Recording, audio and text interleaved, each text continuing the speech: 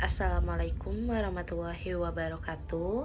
Perkenalkan, nama saya Siti Komaria dari kelas A221 MNR dengan nomor NIM 112116667 Universitas Teknologi Digital. Di sini saya akan memberikan sedikit video pembelajaran dengan tema bisnis model Canva untuk memenuhi tugas evaluasi tengah semester mata kuliah simulasi bisnis. Untuk mempersingkat waktu, langsung saja kita mulai videonya.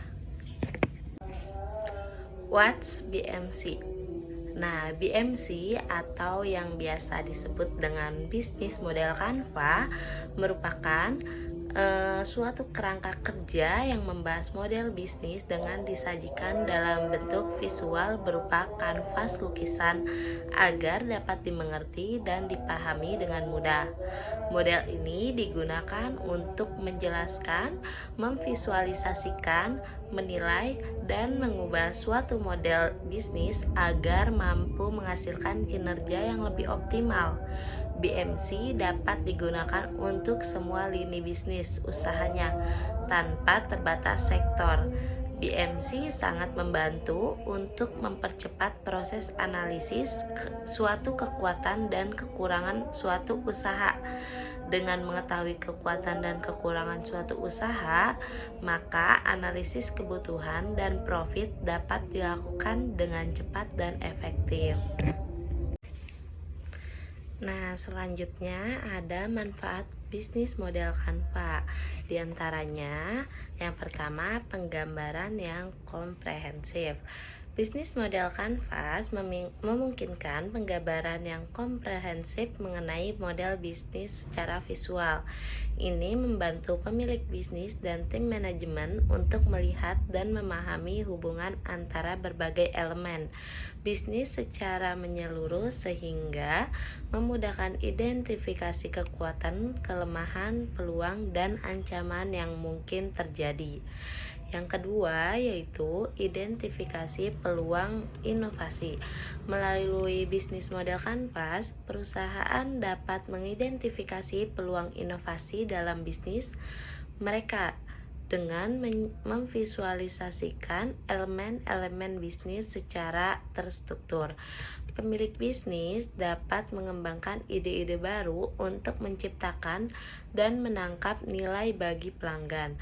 Hal ini memungkinkan pengembangan strategi yang lebih baik dan memasuki pasar baru, meningkatkan diferensiasi dari pesaing, atau menggali potensi pendapatan yang belum dimanfaatkan. Manfaat yang ketiga yaitu kolaborasi dan komunikasi yang baik. Bisnis model Canvas memberikan alat yang tanggap dan mudah dimengerti untuk kolaborasi antara tim manajemen mitra bisnis, investor, dan pihak terkait lainnya. Melalui gambaran visual yang jelas, ide-ide sangat dipertukarkan dengan lebih efektif.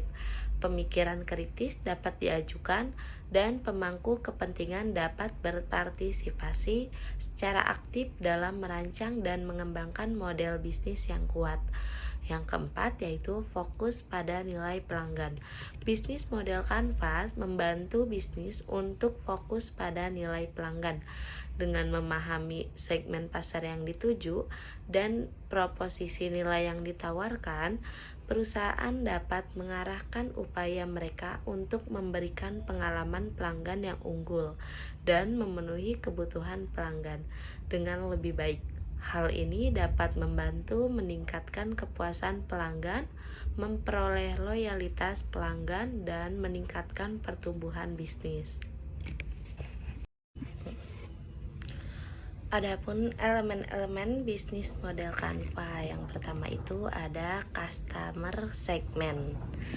Dalam memulai bisnis, siapa yang akan menjadi pelanggan Anda? Nah, customer segment ini mendefinisikan kelompok orang atau organisasi yang ingin Anda jangkau atau layani.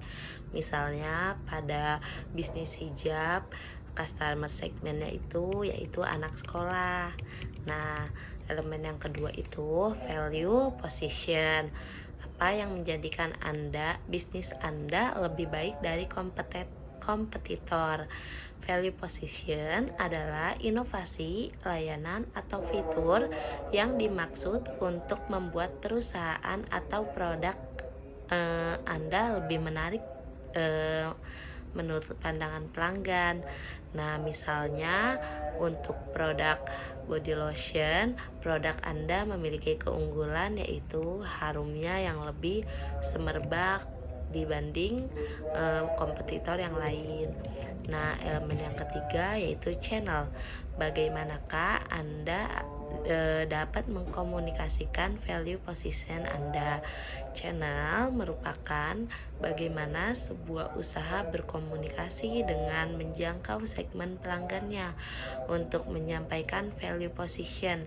Penting untuk memahami jalur atau saluran mana yang terbaik bagi perusahaan Anda untuk menjangkau pelayan atau pelanggan. Nah, elemen yang keempat yaitu revenue stream. Bagaimana Anda akan menghasilkan uang? Nah, ketika orang berpikir tentang menghasilkan pendapat untuk perusahaan, mereka hanya memikirkan harga produk. Namun, Anda perlu memikirkan nilai yang bersedia dibayar oleh pelanggan. Nah, elemen yang kelima yaitu customer relationship. Nah, yaitu cara bagaimana Anda berinteraksi dengan pelanggan Anda. Nah, yang keenam yaitu key activities atau apa sajakah aktivitas yang memungkinkan Anda untuk menyampaikan value position Anda. Nah, yang ketujuh itu ada key research atau siapa sumber daya utama Anda. Contohnya seperti SDM, keuangan, peralatan, atau kekayaan intelektual. Nah, yang kedelapan itu key partners. Key partners adalah perusahaan atau pemasok eksternal yang Anda perlukan untuk melakukan aktivitas utama dan memberikan nilai kepada pelanggan. Anda tidak dapat menjalankan bisnis Anda sendirian. Anda pasti membutuhkan bantuan seperti mentor, pemangku kepentingan, dan pemasok yang akan membantu bisnis Anda berjalan. Nah, yang kesembilan itu cost struktur. Cost struktur adalah semua biaya dan pengeluaran yang akan dikeluarkan perusahaan Anda saat mengoperasikan bisnis. Bisnis Anda dapat digerakkan oleh biaya atau nilai. Perusahaan yang digerakkan oleh biaya berusaha semaksimal mungkin semua biaya, sementara perusahaan yang digerakkan oleh nilai lebih fokus untuk memberikan nilai-nilai yang tinggi dalam hal kualitas prestis.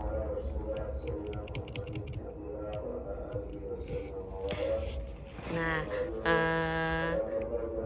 yang tadi itu merupakan 9 elemen bisnis untuk bisnis model kanvas.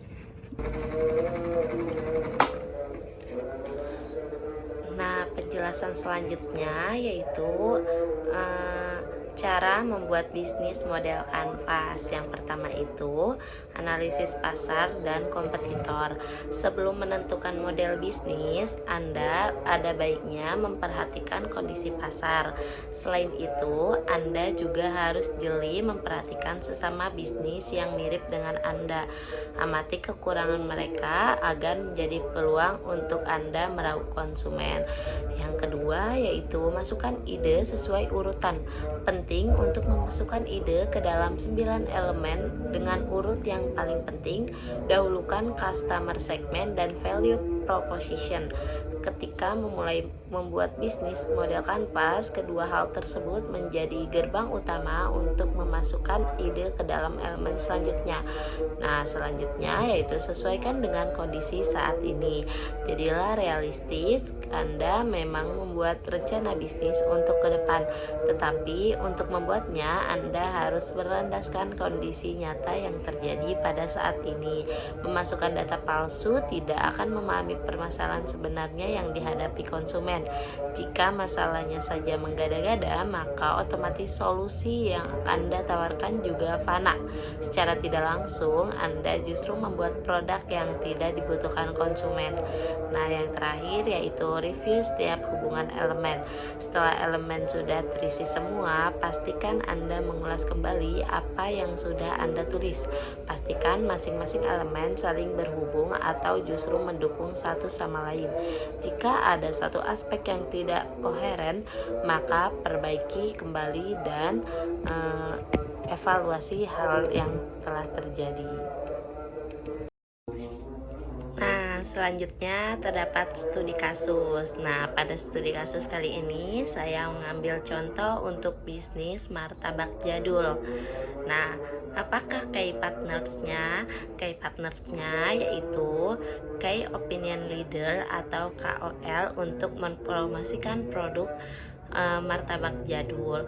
Kayak aktifnya yaitu menjual makanan jadul yang lezat, mempertahankan branding sebagai jajanan jadul nomor 1 di Indonesia. Nah, value propositionnya yaitu martabak jadul hadir sebagai jajanan lezat, membawa nilai jadul atau vintage, instagramable, dan menjadi jajanan jadul nomor 1 di Indonesia. Kayak risetnya yaitu PT Indah Tobacco sebagai penyedia tepung dan topping berkualitas, ahli makanan untuk meracik varian martabak jadul. Nah, customer relationship-nya yaitu konten medsos dan promo serta diskon bulanan seperti Shopee 12.12. Channelnya yaitu media sosial seperti Instagram dan Twitter, e-commerce seperti Shopee dan Tokopedia. Nah, customer segmennya yaitu milenial dan Gen Z yang menyukai makanan jadul, milenial dan Gen Z yang menyukai makanan unik tetapi rasanya tetap enak, dan milenial dan Gen Z yang aktif bersosial media. Nah, revenue streamnya yaitu modal, pitching investor. Pendapatan utamanya yaitu dari penjualan martabak jadul. Terus cost strukturnya yaitu biaya bahan baku, biaya sewa tempat, gaji karyawan, dan biaya pemasaran.